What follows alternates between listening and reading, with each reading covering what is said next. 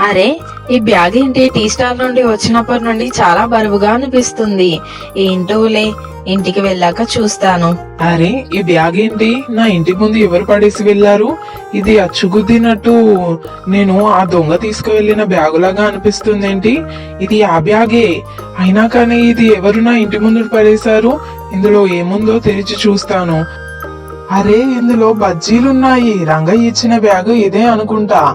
ఇన్ని రోజులకి ఇది దొరికింది. వెంటనే వెళ్లి రంగయ్యకి ఇచ్చేయాలి. ఎవరితోటైనా వాళ్ళ స్నేహితునికి పంపించమని చెప్పాలి. రే రామయ్య, ఏంట్రా ఇంతకీ బ్యాగ్ ఇచ్చావా లేదా? ఎన్ని రోజులని నీకోసం వెతకాలి చెప్పు. అయ్యో రంగయ్య గారు, నన్ను క్షమించండి. నేను మీ స్నేహితునికి బ్యాగ్ ఇవ్వలేదండి. ఇదిగోండి మీ బజ్జీల బ్యాగు. చూడండి మీ బజ్జీలన్నీ కరెక్ట్ గా ఉన్నాయా లేదా. ఇది మీరు వేరే వారితో మీ స్నేహితునికి పంపించండి. నాకు కాస్త పని ఉంది. ఇదిగోండి, తీసుకోండి మీ బజ్జీల బ్యాగు.